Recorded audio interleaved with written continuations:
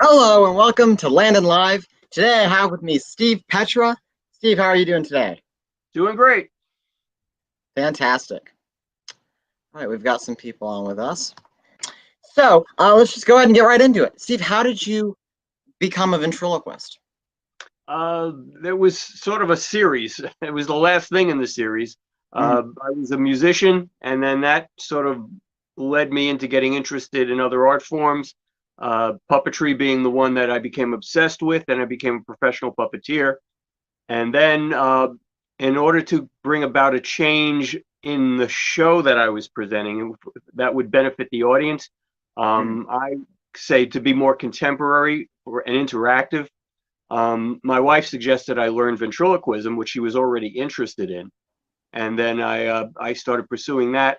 And when I got into that, added some magic to it. I still had the music and the puppetry background, and now all the gears were turning for me. Wow. Wow, that's truly neat. So did you have music in your act when you had started, or was music something that you added later on? No, I always had music in the act because I'm a Mm, musician. I write the music for the sure. performances. Every show ends in a finale song that the whole entire audience participates in. So I sort of run it like it's like a concert. My DNA is still musician, so I'm Yeah, always thinking in as that context of music and timing and sure. tempo, and the audience being to respond in a way that like they would to a musical event. Sure. So today we're going to talk about creativity in puppet building. And Steve, you have some things with you you'd like to share? Yeah, well, when you asked me about doing this, I said, Mm, well, Landon is he's a performer, he's a ventriloquist, but I see that you've really been building up your puppet business, your puppet building business, and I see, I've been in the dealer's room a number of times because I've often been running the Axtell booth, and I yes, just see that your work really developed, and you were very centered on what the customers wanted, and I and that really resonated with me because I'm not a great puppet builder. The stuff that I build is really kind of abstract, but I found there's a mode of operation I sort of adhere to. It's like sure. I've got it's like Frank Zappa describes his guitar solos as, well, he's got a working knowledge of the instrument, mechanical working knowledge, and he's got an imagination. Those two things come together and make this application that he can be creative with Sure. what he's got. And that's how I looked at it. Every time I learned something about puppet building, I would do something with it. And that led, one thing always led to another. I'll give you a couple of examples because Yeah. it's really very much part of my creative process Hmm. as well, and it's something I haven't been able to talk about before. A friend of mine, we were at the I was in the Puppet Guild of Long Island. These were puppeteers. We were doing hand puppets. There was no ventriloquism. I wasn't a ventriloquist yet, Right. but someone gave up. One of the members came from New Jersey and gave a class on working with foam. The kind of foam Okay. that we use to build puppet show, Sure. how to glue the seams and basic things. And I made something, very simple like this. Hmm. And I had this like drop down mouth, Yeah. and so I just, all I had to do was like make a few darts and Yeah. and glue that effectively, and then cut a shape in it, stick a nose on, and everything I do has eyebrows. Hmm. And that led me into um, maybe there's something I can do that I can actually use, and it wouldn't Sure. have to be that demanding. So one of the first puppets I made was this is Louis the Germ, and he had a neck and he was in a bucket. Oh, he's great. He has this like weighted tongue, and Oh, that's what great. this puppet is, this is what I made in this class. The mouth plate. Okay. This is actually, this base part was what I made in this class. So then what I would do is I can draw a little bit, but I Mhm. didn't have a computer at the time. So what I'd have to do is draw my promos. I don't know if you can see. Let's see if I can get that. There you go. The Oh, Professor, yeah, that's great. and you can see Louis the Germ down there. I would draw the picture. Then I said, how do I make that? This is another one I built for that show. This is Orange Robot, but he's buried in a trunk some back there. Yes. So I just took this thing. I said, boy, if I cut pieces, I can make it look like the drawing. and then Mhm. and it's already got a moving mouth. So I took the stuff that was there. I'm very lazy, Yeah. um, and I made a character out of it that I use and I perform with, and that was like the first thing I made. I said, well, I have an eye that I can see. Is this going to read to the audience? Sure. So, I'm not a great artist, but So I did can. you so that's a foam structure, and then you built onto that and you painted it? Yeah, I just spray paint it. I do not That's have the great. skills to cover anything with cloth. No, but that's how some of the you know what it reminds me of are the Muppets when they have like fruit come on Sesame Street. They have Well, like fruit characters or vegetables. They have that they'll either vacuum form foam or they'll just paint it, and it's got yeah, that aesthetic to it, which is really neat. big inspiration for me because, in fact, one of the things that I really like to talk because I kind of feel like we're here to help people with their creative process. Sure. We can talk about ventriloquism history and stuff, but people are I think a lot of performers would like to ramp up their creative process a bit, Yeah. and it's something I kind of do naturally. One first thing I do is that started me was inspiration, and that was from a couple of books of Muppets and Men. Hard to get this thing, but this became my textbook of what I was going to be doing with my life. And there's exactly what you were just talking about. Yeah. That's All that exactly it. talking food, right? And Hmm. there was and to follow through on that, I became obsessed with puppetry, and I started trying to find things that people made and from catalogs. I had just almost found out about Axtell at that time, but I was Okay. taking every book I could out of the library, and this is important for creative process to become informed with what the landscape is of that art form. Hmm. And the library is a perfect place because I'm like self-directed learner. Yeah. Libraries are like where I'd rather be than anywhere else. And I Sure. found this book in my library, Making Puppets Come Alive by Carol Fijan. Okay. And after taking every other book in the library out, I found another book with her name on it called Directing Puppet Theater. Oh wow. And then I found that she lived about 20 miles from me Oh on Long wow. Island. I called her up. She was at the time she was 75 years old, Uh-huh. and I kind of persuaded her to let me join her puppet class, which was in her house up in Great Neck, New York. And that became a relationship that changed my life. Wow. I started what she worked with were what she taught me, and this is Was it a again, performing or was it a building class? it was performing, but it Okay. wasn't performing with Muppet kind of puppets. She Hmm. says you have to learn puppetry before you're going to do that well, because you're working with a mouth. You've got all these elements that you're not in complete control of. And she had us work with hand puppets, like a glove puppet. Sure. But she started us and made us work with puppets like this. This is called a Carol Fijan work puppet. In her book, she shows what these are. There are no features. They're made from scraps that she had. And you'd pick one of these up. She'd give you a card that had written on it what the puppet was going to be doing, but you weren't allowed to Wow. say anything. So the other people in the class had to know what was on the card by what you did. So that's where I learned about movement Hmm. has that has meaning. Meaning, she called it meaningful movement, and Sure. that's where I learned like what balance is, that you can impart weight and attitude, Hmm. and just by with the simplest of puppets, I ended up using this.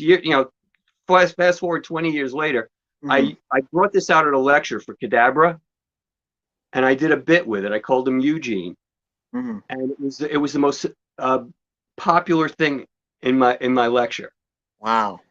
and that made me think, gosh, that's my roots. I really learned so much by understanding movement, puppetry, and theater from what she taught me. Just with those, Hmm. that I this is what I used before I was puppeteer. This was one of our characters. This is Gruntberger the caveman. And he's a lot more. And see, this is really built inside, so it's really very Right. articulated. So I can almost get an elbow out of it. Hmm. And the head is made to read from a distance. Sure. And with a puppet like this, you also have a waist. So Hmm. there's not just like just And the back of waist it. Like movement. you've got this bending down, you've got lifting, you've got all this kind of meaningful movement that you can impart to it. Now I'm curious, do you have a character like that right now on your show? And do you Funny open you with it, or say where do you have it in your show? we didn't prepare this. He's right here. Because of the success of that in the lecture, in my event lecture, I also brought Eugene out. Uh-huh. And this is Eric the Sheep. Eric the Sheep is now one of the biggest, most popular bits I do.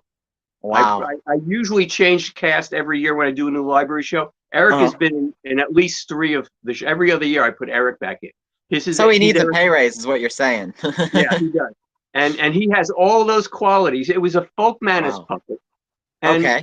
go back to the building thing, to be inspired, I made modifications to it. Yeah. I redid the inside of it so I can move the arms the way I wanted to get the range of expression. Made this bottom part of the costume.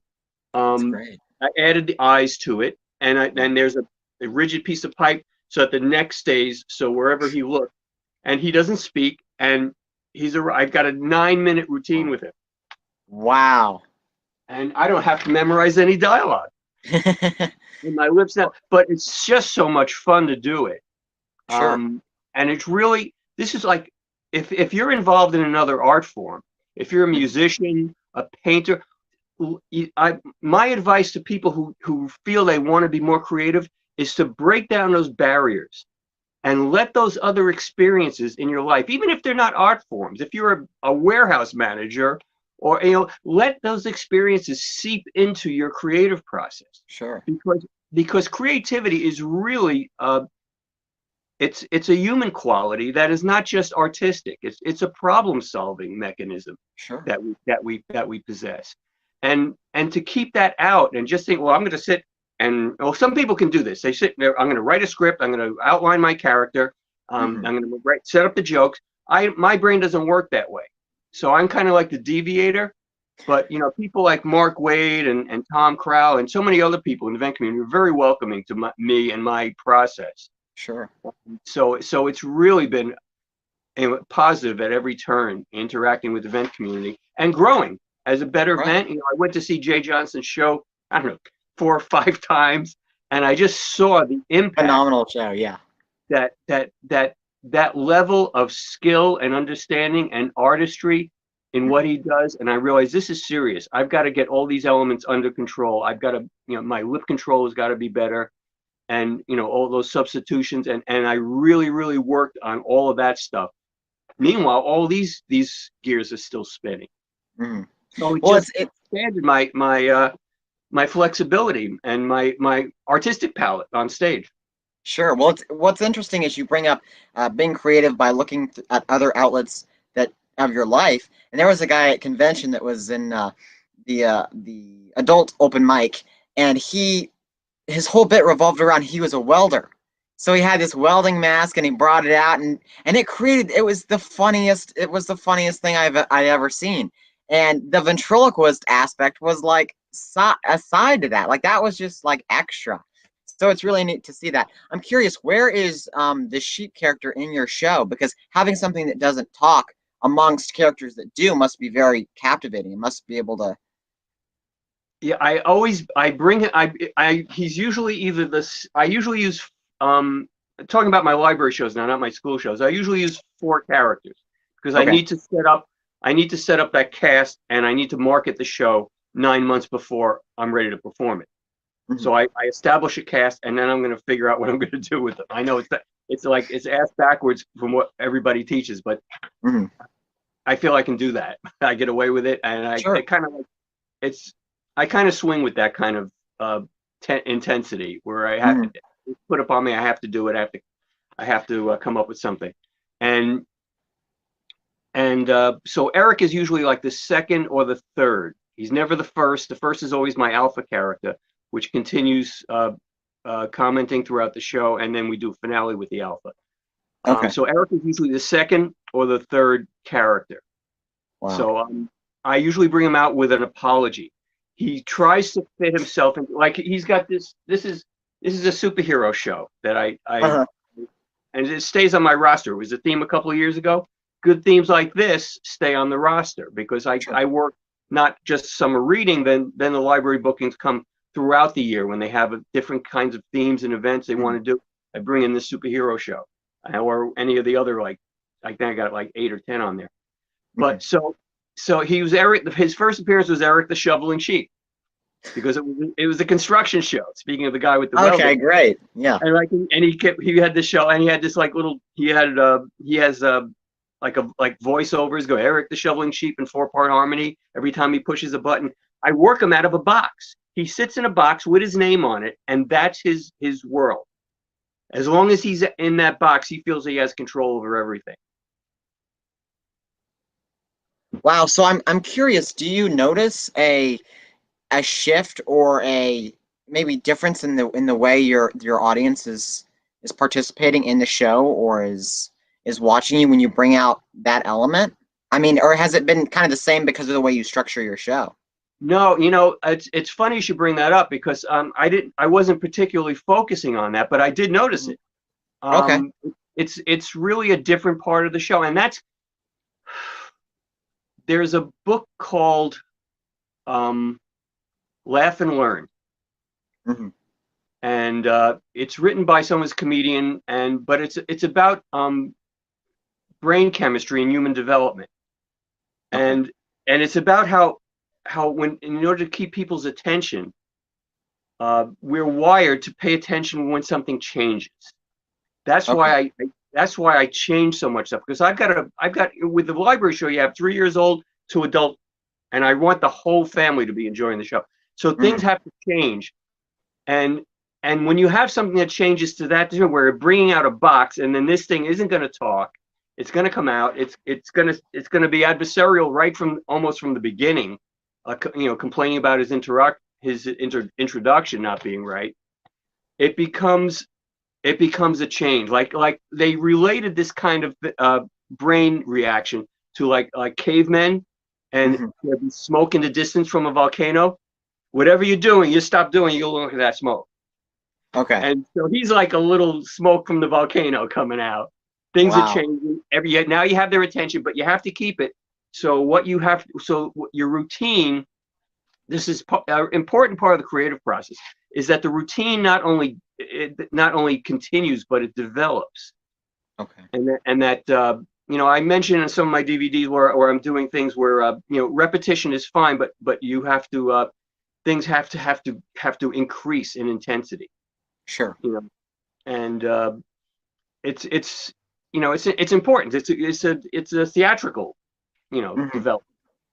Could you give us an example of how your show changes? Maybe a summer show where it's themed and geared towards some topic changes throughout the span that you perform it, and you're able to hone the material and the characters. And do they always, I mean, do you end up keeping the same cast throughout that show, or do you find that something might not work and toss it to the side? Yeah. With one exception, I've kept the cast. Okay. There was one time I had laryngitis, and I was barely able to get through the show, and I had lost the segment of my vocal ability that did one specific character. Hmm. So I left it out, and the show went smoother. So in Wow. subsequent performances of that show, I didn't Hmm. do that character. I Okay. didn't need the time, because I do almost over an hour of performance, because I now do up to 15 minutes of warm-up material. Hmm. As people are, I'm always adjusting to the culture of the audience. People don't Okay. come in on time, so as people are coming in, instead of starting the show and then I feel like they're catching up or they miss something, Hmm. now there's a barrier for them to enjoy Wow. the show. Instead of that, I have like 5, 6 different warm-up things that are very engaging, establish my personality, establish my relationship with the audience, gets me to Mhm. read them well. Wow. And by the time we start the show, it's 15 minutes after I started. And pretty much everybody is there. And now they're all prepared. I've got them in the roller coaster. I've got them their seat belts on, and we're Mm. ready to start hitting the dives. Wow, that's fantastic. I'm curious, you are an Axtell power user. Yes, I am. So when do you determine that, oh, I want to use this character from Axtell Expressions, or I'll just build this? What is All right, your there's a method to that. There's a method to method that. behind it? Good questions, by the way. Uh, Thank you. because I tend to want to build things for my school shows, Okay. not my library shows. There's a reason to that, because I'm supported by arts and education funding for New York State, where I work. 90% of my work, 80% of my work is New York State. And if you're not only performing, but writing music, but building what you make, you have more artist cred. Huh. Okay. So if you think about it in that way, I'm really being hired as arts and education. That's the label under which I'm brought into the school. And Sure. in the eyes of the people handling the funding, that's my purpose, is arts and education. Then it's my job to make it funny and pertinent to curriculum. Okay. So, Wow. here's just an aside. Yeah. One of the things, speaking of stuff I build, the first school show that I built for myself, I had no idea what I was doing. It was my first school ventriloquist show. And 2000, what year is it now? 2020? 2020, yeah. 20 years I've been doing this show. Wow. And that was all I had to sell it, as I drew these pictures. And then I had to build everything I drew. But one of the concepts I thought, but remember, I'm coming from puppet theater and not from. Sure. So my creative process is not as linear as the ventriloquist would be, where you sit down, you write your script, you develop my creative process is more like building a world. Sure. More hands-on and more. Right. If you go to like a Puppeteers of America festival, people are building stuff they use. They're also the building owners. It's a lot of set pieces and extra things that help move the act on. Yeah, it's artistically, it's a wider palette than traditional Vent. And that's not a criticism. I'm just observing, worlds that I've walked through. And I said, well, what can I bring from this world into where I'm going? And like for that show, this is just the stomach, but it's like scenery that comes alive as part of the show. And none of this is elaborately built. He's just got a mouth that like that, and he's giving me a hard time. And it's great. And the lungs are built the same way. They're on a piece of foam board, and I can put my hand behind them and work both the mouths. And there's nothing elaborate in any of this, but it really reads to the back of the audience. And at one point we show what the inside of the lung is like. Oh wow!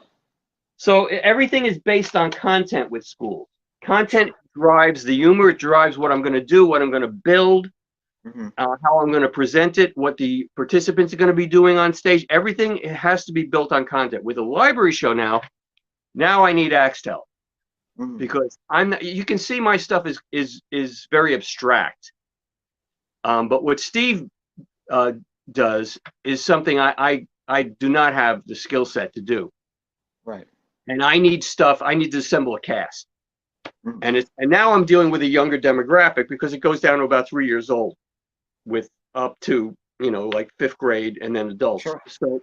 So I'm looking to assemble a cast, and that's how I've accumulated so many Axtell puppets. Every year I have to do a new library show with a new theme.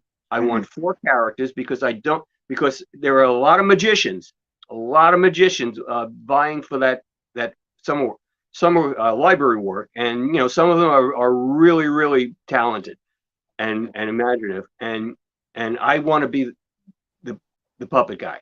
I want to be the guy that they look to above anybody else in my market to be puppet, and I want it to be, and it's got to be funny.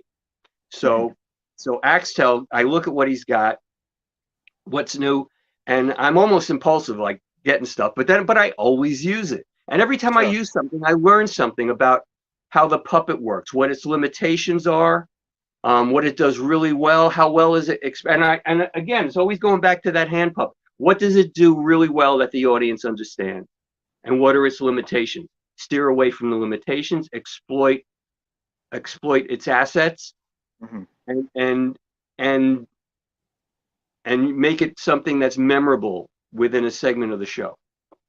One thing I love about the Axtell characters is that they're so colorful and can be seen so well from a distance. Yeah, And they're cartoons, and they have this that they just resonate with kids so well. yeah, they do. I mean, it's easy for someone that doesn't have a lot of experience to pick up an Axel puppet and come out and get a good reaction. Mhm. But then it's upon them to develop the skill set Right. so that they're really not just coming out and doing the least they can do, but really learning. Sure. Can I ask you a question? Sure, go ahead. All right. I remember a few years back you showed up at the convention and everybody was talking about your performance and it was really extraordinary. And now you're really seem, from what I can see, you're devoting yourself to becoming a better and better builder and getting better results. More people Mhm. are using your stuff. How did that come about? Or was that Well, it's always there?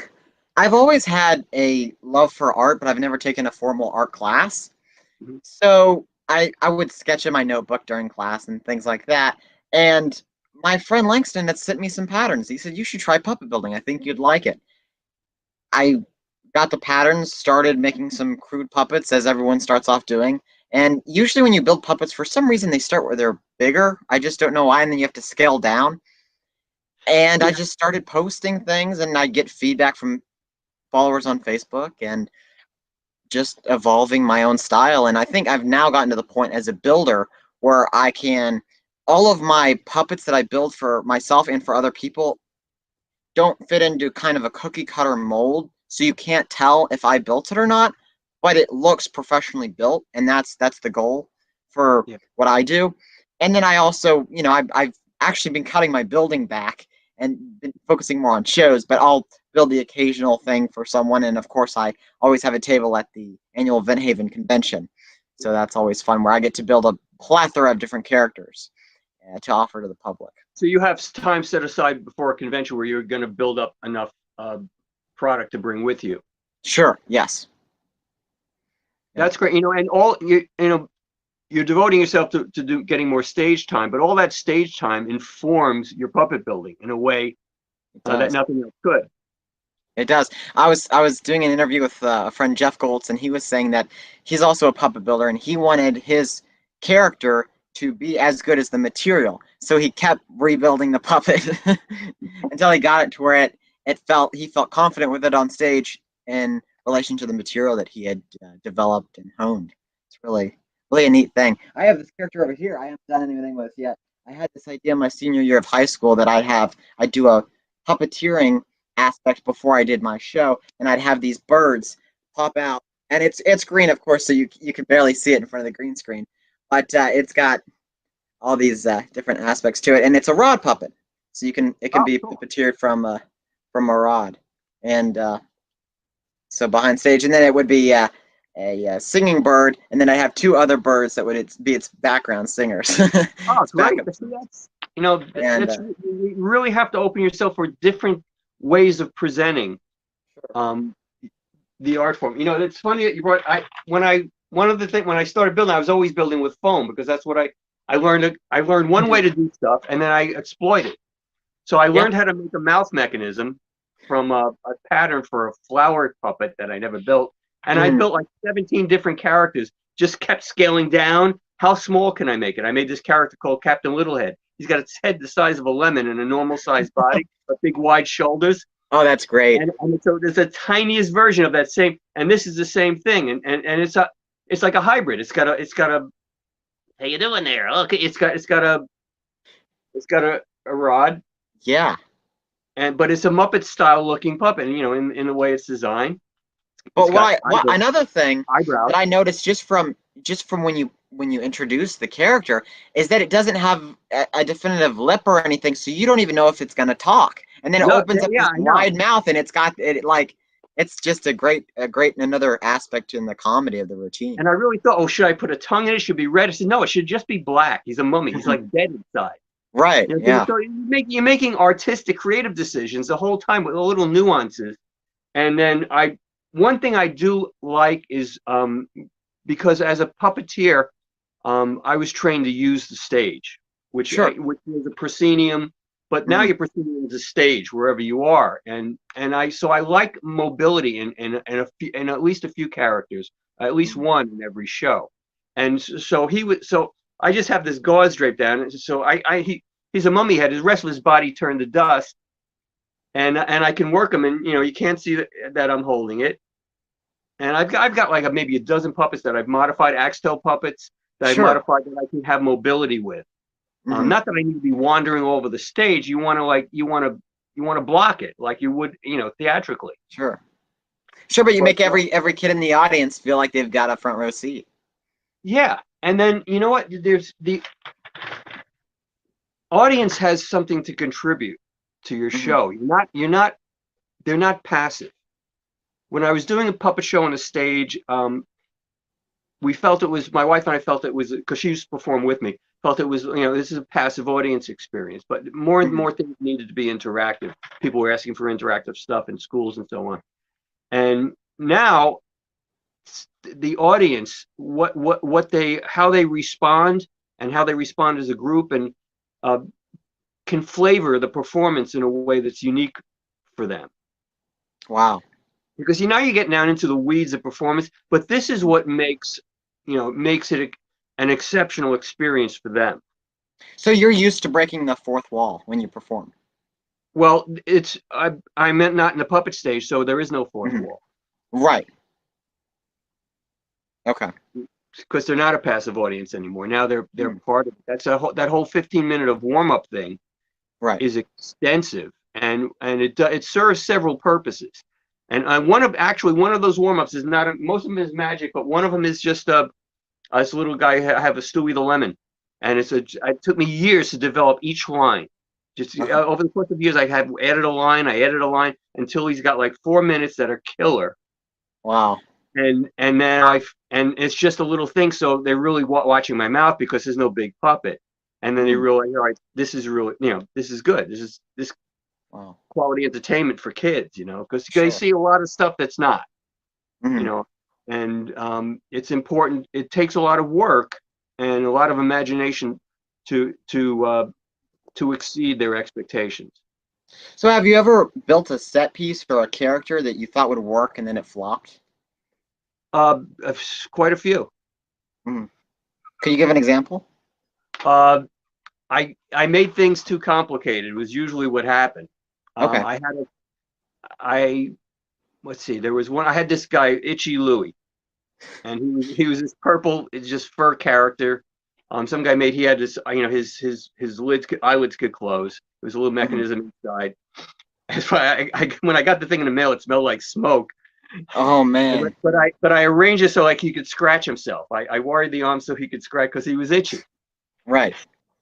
And I created a set piece where I had Itchy Louie on one side. I had another stand next to it with a bag, and inside the bag, Itchy's teeth ran away.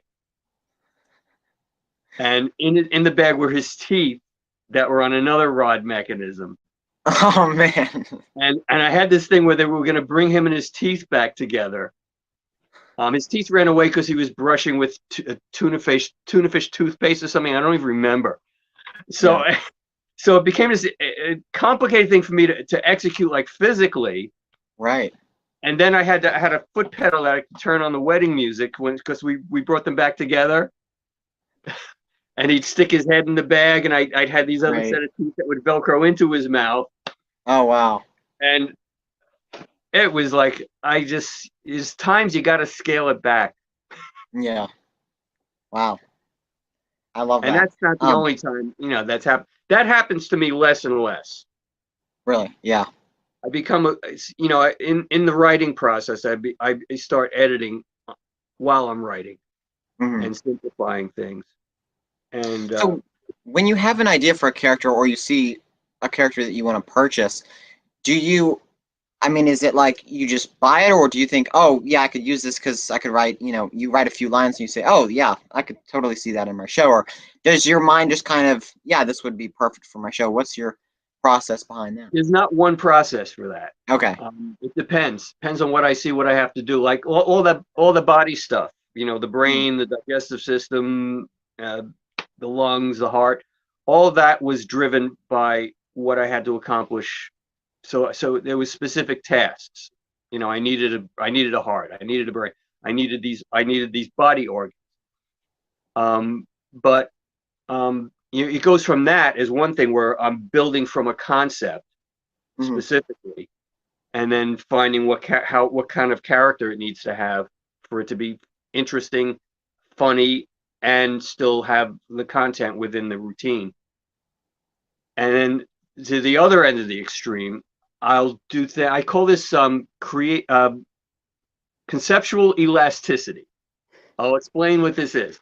Conceptual elasticity is taking a concept, stretching it almost as far as it can go without breaking it, Mm-hmm. and then making it work. An example would be the Axtell came out with the roasted turkey thing. Yes. I saw that. I'm going. He knows I'm going to buy 2 of those now, because Right. I can't not buy that. I don't know what I'm going to do with it, but Mm-hmm. I want it. It has to be mine. Hilarious design. Yeah. Right. So I buy that thing, and I ended. But the show I have to do for that year is a bug show. Mm-hmm. Okay. Here's where conceptual elasticity comes in. How can I get that thing into a bug show? And what I did was I got to a certain part, and I said, well, in New York State, there's actually an insect, a state insect for every state. Okay. You know, you wouldn't know this unless you did Yeah, research. I didn't know that. But research is one of my favorite parts of the process, by the way, Sure. because I try to find something funny in the research that with a creature or, in this That's what case, Jay Johnson does too, as well. Is that right? he probably does. Yeah. I haven't spoken to him specifically about that, but uh, I mean, Jay Johnson is like I don't. There's nobody I enjoy or appreciate or admire more in this Mm-hmm. field. And so I did my research. It's a ladybug, a 9-spotted ladybug, New York State bug. And I'm saying, well, if this was a performance and you needed bugs in a show and you were a producer and you couldn't get a ladybug, what if you hired an actor to dress up like a ladybug? And what initiated this idea is I was walking through Oh man. Target, Uh-huh. and so I drift around. I look for stuff, and I'm going through the animal Halloween costume department, and I see a ladybug costume for a dog. Oh man. And I go to my wife. I'm going to buy this and put it on the turkey. She says, "Good," because she knows that's how we make a living. Right. She gets it. Yeah. Right. Think of something stupid, make it work, get paid. But it must be neat that your wife is on that same creative wavelength with you. We used to work together. Yeah. And she books the shows. I mean, she's involved in, she's answering the phone. She does the website. Mm-hmm. She's very involved in what goes on. But the ladybug thing, it ends up, he wants to take the suit off. He's sweating. He's roasting in the suit. So he's complaining. He's a turkey in a ladybug suit. He keeps comparing turkeys to ladybugs, but his comparisons are actually accurate. They start out as eggs. Right. They eat bugs. Hey, turkeys eat bugs. Hey, turkeys start out as eggs. And so yeah. I found this stuff in the research. I blended it together, and I ended up with a great routine. And I believe it's on YouTube. Is that right? On your YouTube channel? Yeah, it was. It's also but then I took it and I put it into one of my DVDs as a teaching segment called Facts to Fun. Is that on which one? Is that Build a Show or Let's Get Visual? It's on From the Petra Cave. Okay, cool. Which is a collection of teaching videos I've done for different websites. Yeah. But it's really a wide variety of things that I've discovered even after I made the other DVDs. I said, well, I can really add more to this. And my whole point in doing that is like, I'm not showing off because, in my mind, I'm always new to this field. But how can I make this something I can teach, that someone can understand it, can absorb it, and then apply it? So to me, it's like teaching is a responsibility, to do it well and get a result from the people that are, paying you for your materials. Well, and another thing is it's interesting because you offer so many different ideas and perspectives on this performance art in ways that you can just change your show and make your show more you, essentially. And it's just so neat. I was able to I have the Steve Petra Let's Build a Show. Picked one up at convention. I have the Let's Get Visual, and they're both Oh, signed. very So nice. that's, but they're fantastic, and it's really great content. So So it took me a while before I was willing to give up material mhm. through the first one, which was Let's Get Visual. And then from when I first had the idea was to when I actually did it was maybe like 4 or 5 years. And I say, all right, you know what? If I put this on there, people are going to use this material. But when I was at the point where I was good with that, I said, okay, now what? And I went and I looked at all the stuff I did. What am I doing that's consistently successful with an audience? Okay. And then I broke it down. Because like the Let's Get Visual has the ingredients to visual puppet gumbo. So I Mm. break it down. So it's a teaching method. So it's pieces, it's elements of things. And then elements really lend themselves to chemistry. That's where you can take it and make it your own. How much of each thing you dial up or dial down. So each thing is an element. And isn't there a periodic table of such a thing? Yeah. Yeah. So Eh, that's really a method I like to use in teaching, I feel it allows me to get into the nooks and crannies of the creative process as well. mhm. Well, and another thing too about the DVDs and everything that you're explaining that you have implemented into your show is that I believe when you start into ventriloquism, you think that it's just you and this dummy next to you, and that's it, and you have to create your content from there. But when you're talking about adding not just a puppet that you can work well with and have chemistry with on stage and have this dialogue back and forth, but props that the puppet has or that you have for the puppet, and then also using the space too is Yeah, really, I mean, it teaches you how to not just be a ventriloquist or a puppeteer or find how whatever your skill is, but how how to get the most out of that and how to get the most out of your character on stage. And you yeah, you have a great bit where you refer to yourself as the hairy man and with your oh, characters and they pick on you and they go back yeah. and forth. It's just And it develops. It escalates. That's the term. And things have to yeah. escalate. I do a thing where I slowly over the course of the show I lose control of the show, and kids, kids love seeing a grown up just really losing his composure. I Yeah. do it in measured ways, so I never lose control of the audience, but I Hmm. appear to be losing control of the show. And then by the end of the show, the audience appears to have control of the show, which to me, that's an Wow. amusement park ride. And if you get on a good amusement park ride, as soon as you get off, what do you want to do? You want to Get get back back on. on. Yeah. And to do that, they have to hire you back. You brought up something about props, and I want to relate this to building because building inspires. Sometimes things are built for a specific purpose. Yes. Now, I think maybe on my first DVD, I have the Clint Eastwood, the termite. Yes, I'm familiar with that character. All right, now this is a very crudely built puppet, but it really works. You know what your style of puppet building reminds me of are the of our cartoons because it's simplistic, but it's very bold in design, and you Yeah, can see it well, and it's colorful, and it pops. Yeah. thank you very much. So when I had to build this thing, I said, well, I need something to put him in. He needs a world to live in. And then I have things rigged where the lock falls off when I'm introducing him because I have a magnet I can pull off from the back. But when he Oh, comes out, neat. he has to eat stuff, Uh-huh. and he eats. I give him all the. I give him like wooden clips. I give him wooden rule. I give him all this wooden stuff, wooden spoons, and then he eats the chain and gets indigestion. But I created him so that this is all that's here is my thumb. Oh, wow. Can you see Yeah, that? I can. Okay, so this is all. That's it. So everything he eats, he grabs here, Hmm. and all the props as he does this, they pass down into and he's here. That's why his jaw is so long.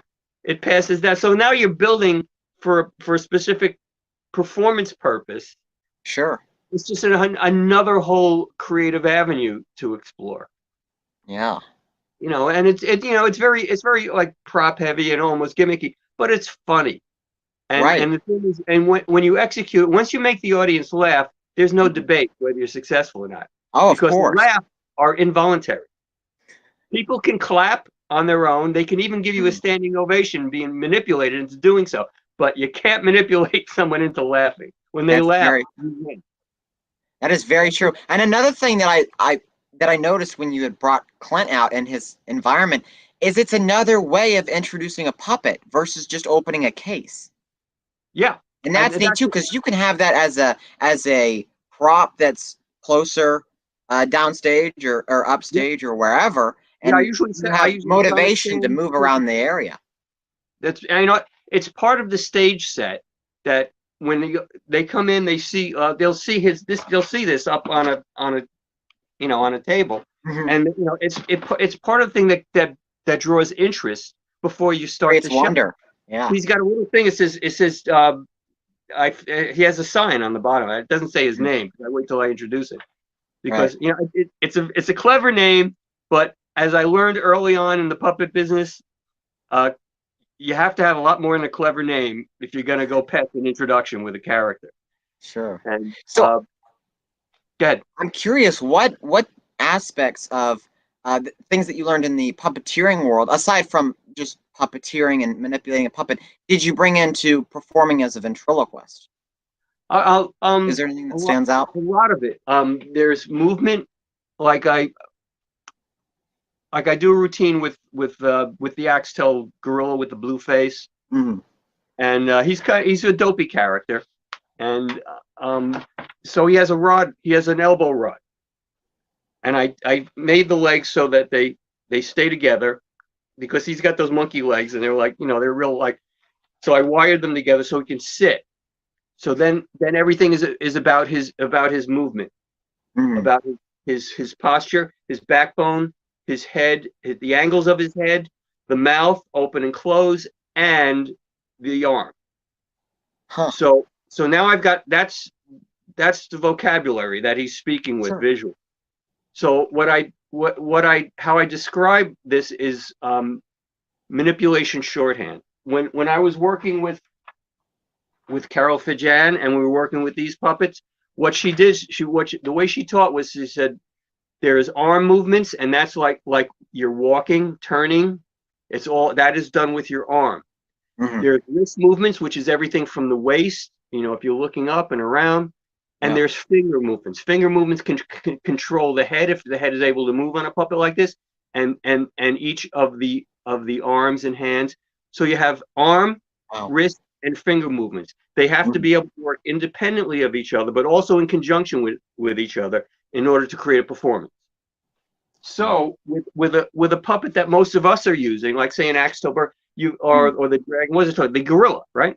So Mhm. Yeah, the grill. the gorilla, so your arm is the spine, and the spine has its own uh, emotional content. It's like attitude. You can tip it forward, and if it's looking at you and the arm goes like this, then it's Mhm. like what that means. And so Right. but then the wrist is all anything you do with the neck, and the Mhm. finger move if the mouth is flexible, you're moving the mouth, and also the wrist and the fingers are moving the angle of the head. So that's one thing I learned from puppetry. It goes directly, and I I Wow. I I compared it, and I said, this actually works. I tried it with puppets before I taught it. I said, am I actually doing this, or is this just sound cool? Um, so I can say it at a lecture, and people go, "Oh, that's really," but I'm doing it. So if I'm Right. doing it, Right. then they can do it. It helps. Otherwise, ventriloquists, beginners will just think about mouth movement. Mhm. But here, if they at their outset, if they learn that there's arm, wrist, and fingers, it'll help them conceptualize of all of the movement Sure. without distracting them from doing good lip sync. Well, and also if the character is talking and like you said, he suddenly or the character whatever the character suddenly pulls back and stops talking, that moment of silence creates that contrast and opens a window Yeah. to comedy.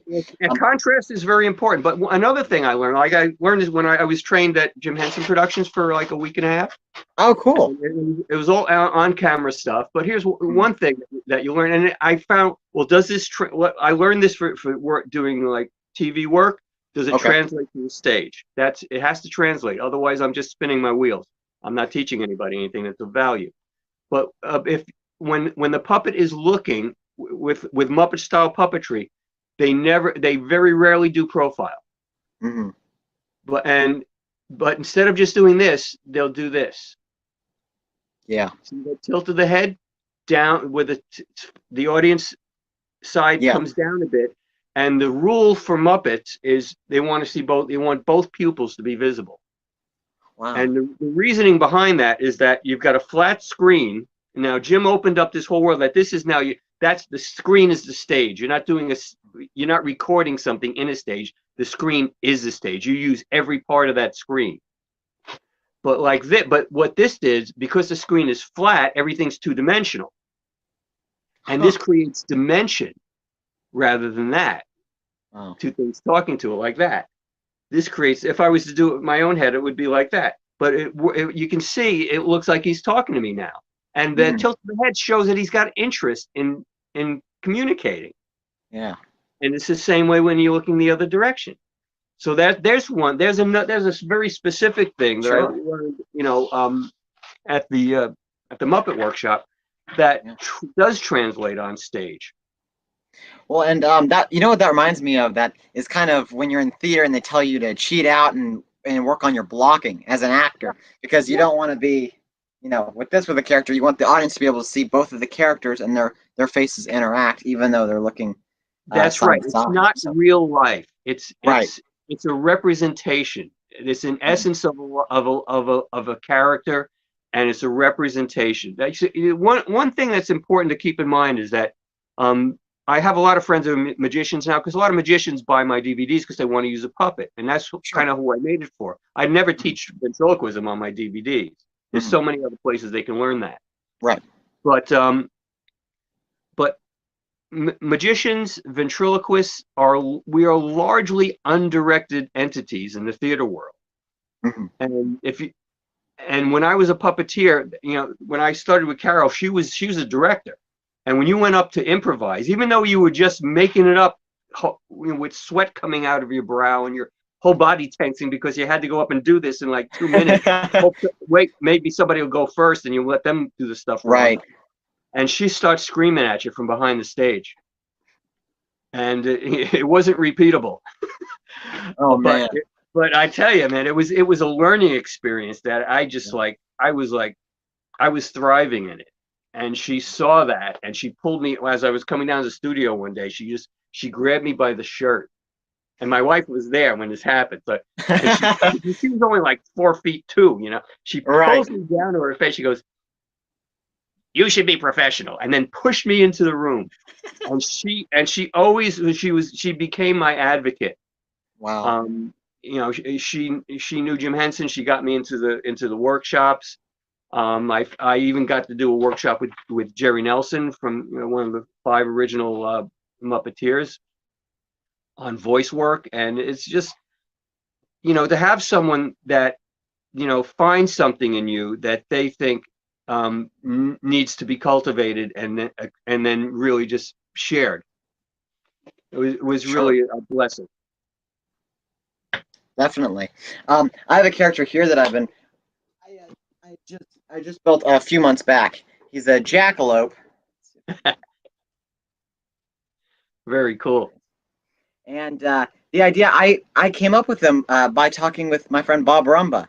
And he's like, you know what? A character I've never seen is a jackalope puppet. Because whenever I've seen a jackalope, they either look scary or they don't look like it looks like a.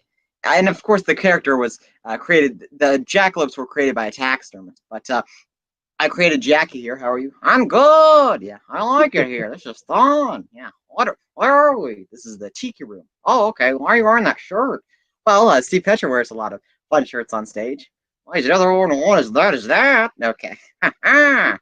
But I built him so he could have a lot of course, movement. And I pattern these foam bodies like we talked about foam earlier, where Yeah. you can kind of crunch them in. And he enters from the middle of his back, so you can get a lot of, he can stand. Let's see if you can see this.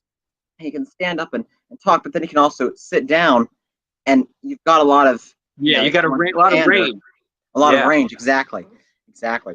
So Great. it's a really interesting thing. And the neat thing that I'm finding with this is I can use this character for Boy Scout shows. I can use him for he's in my kosher shows. He's Jackie the Jewish jackalope, and and it's I'm just finding more stuff to write for with him, and it's really great. And he also works well for after shows when I do photos and stuff. Yeah. So, Yeah, because he really plays. It's a great look to him.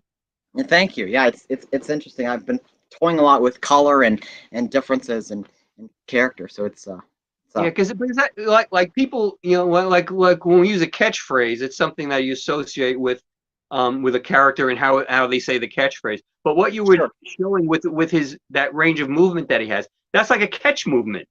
He does Yeah, that, and the audience responds to it. sure.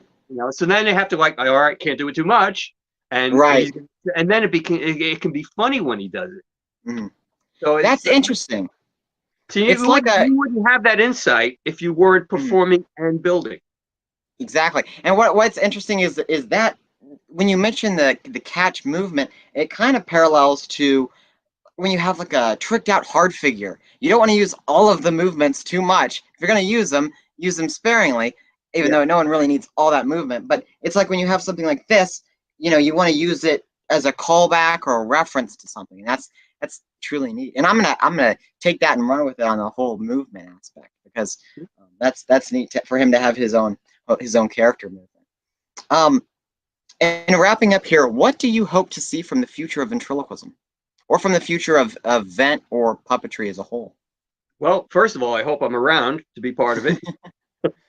And I like when things become broadened Sure. and become or and the idea of being broad is not just expansion, but it's to allow imagination to come Hmm. in and grow new things. Yeah. And I like that I don't necessarily have to have a vision for what they are, but I also enjoy my own anticipation of seeing that stuff grow. Hmm. And I'm over 60. I started doing this in my 40s. How old are you? I'm 19. I'm not when I was 19, I had already been in a couple of rock bands because I was allowed to Hmm. start playing in bars by the time I was 18. So I was Oh been well. in like my bands when I was 15, 16, and I was in a bar band when I was 18. By 19, I wanted to do something different. I wanted to write. So I started writing music, and I found people who were that wanted to play music that I wrote, who were Hmm. really actually better musicians than me. And but I was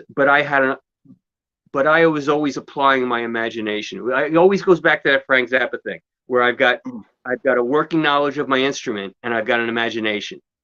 So I would write stuff that was challenging, that was complex, because I thought of it and I had a working knowledge of the instrument. And then it's your responsibility to refine your knowledge and working of the instrument. Like I said, going to see Jay Johnson, the lip control, the refinement of his acting, all those things are a responsibility of the artist as they go. And I can't wait to see people who are just coming into it and who are open to bring those new ideas. Sure.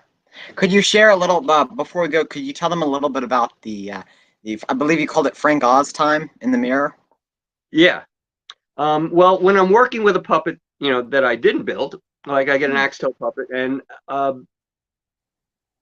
again, my process not being sit at the word processor, write a script, and memorize all the jokes. I really want to play with the puppet first, and Mhm. I literally want to have that what I call Frank Oz time, because like I said, that that Muppet training, that Muppet book, the training, I have everything that they ever put that was backstage behind the scenes. And I obsessed with that because these people were right. They were Mhm. performing the textbook for what I wanted to do with my life. Wow. And Frank Oz, he was like just excelling, Mhm. and he was just given more and more opportunity to be creative with his manipulation. He Yes. would melt everything he could out of a character. So that to me, Frank Oz time is spending time and just devoting that time to what this puppet can do. Whatever, and watching in the mirror, so I'm seeing what if that shoulder can go up. What does that look like? Does that say something, or is that just meaningless? and finding the meaning in all the little movements, what the limitations are, Hmm. and then what this puppet does really well that can speak to an audience. And then I'm putting together a routine, and then when you go in front of the audience, you're seeing how those things, those physical things, are working because you're aware of them because you spend so much time in that realm of the performance. Wow. Have you researched a character and found that it does certain movements and then added that? Has that ever been What do you mean? something?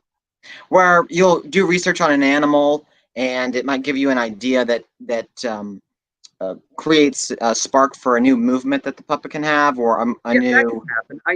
I yeah, research finds its way into every aspect.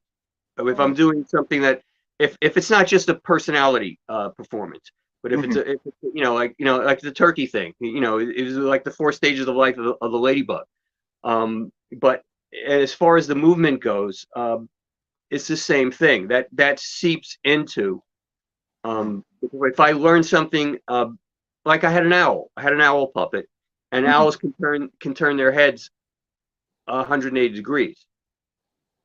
So that became part of the performance because the neck was loose enough that I was able to do that. Right. So that's just one example of doing something. That's what I like to research and find something to be funny with that. Like Hmm. he did a mind reading thing where he had to turn and look away, and eventually had to put a bag over his head because he kept cheating. So, but um, owls can do that. Right. So you find the research. There's a little, all these little details are like Velcro. I mean, Velcro can hold something that's fairly heavy, but all it is little loops and little tiny loops and little tiny hooks. And if you got enough Velcro in your routine, the character will attach to the audience. Wow. I So, love that. so details matter. Yeah, they do. Definitely. You've made some great points. And I have two of your DVDs here. It's Let's Build a Show and Let's Get Visual. And you have a third one. Is that correct? I have a DVD of my lecture at Van Haven in Okay. 2013. And I have the compilation of all my teaching segments, Mhm. which is over an hour, and dealing with all sorts of subjects, running gag into a galloping gag. I do a thing on mobility. I'm teaching on that facts to fun concept and how to expand it into different areas with different characters. And that's called From the Petra Cave. Wait, before you go, make sure to hit that subscribe button and turn post notifications on so you don't miss any more of these awesome interviews. And we'll see you real soon. Thanks for tuning in, guys.